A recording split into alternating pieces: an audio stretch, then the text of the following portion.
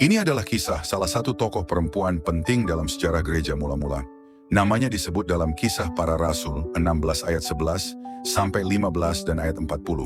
Ia dikenal sebagai orang pertama di Eropa yang menjadi pengikut Kristus melalui pemberitaan Rasul Paulus di kota Filipi.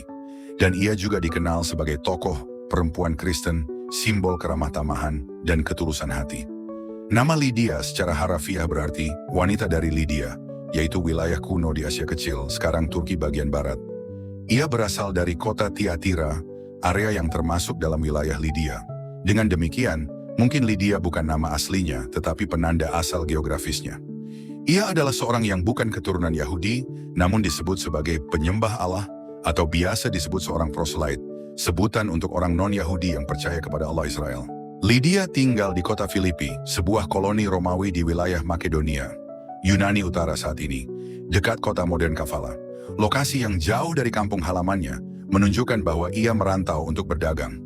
Lydia berprofesi sebagai pedagang kain ungu, komoditas mewah yang sangat bernilai di zaman itu. Karena pewarna ungu hanya bisa dihasilkan dari siput laut dengan proses yang mahal. Ini menandakan bahwa ia adalah perempuan berpengaruh dan mapan secara ekonomi.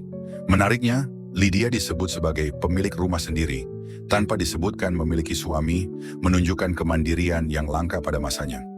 Setelah mendengarkan khotbah Paulus di tepi sungai pada hari Sabat, Tuhan membuka hati Lydia, dan ia serta seisi rumahnya dibaptis. Ia segera mengundang Paulus dan rekan-rekannya menginap di rumahnya. Rumah Lydia kemudian menjadi tempat pertemuan jemaat dan menjadi gereja rumah pertama di Eropa. Lydia bukan seorang pengkhotbah, namun perannya sangat strategis dalam perkembangan jemaat mula-mula. Ia membuka rumahnya untuk ibadah, memberi dukungan logistik, dan menjadi pusat komunitas iman yang baru bertumbuh.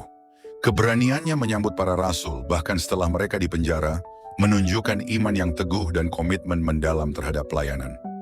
Kisah Lydia mengajarkan pada kita bahwa siapapun, tanpa memandang latar belakang, status, atau jenis kelamin, dapat dipakai Allah secara luar biasa. Ia memberi contoh tentang kerja keras, keterbukaan hati terhadap firman, dan kemurahan dalam pelayanan. Dalam dunia yang sering membatasi perempuan atau menilai orang dari asalnya, Lydia menunjukkan bahwa iman, tindakan nyata, dan ketaatanlah yang membentuk warisan kekal.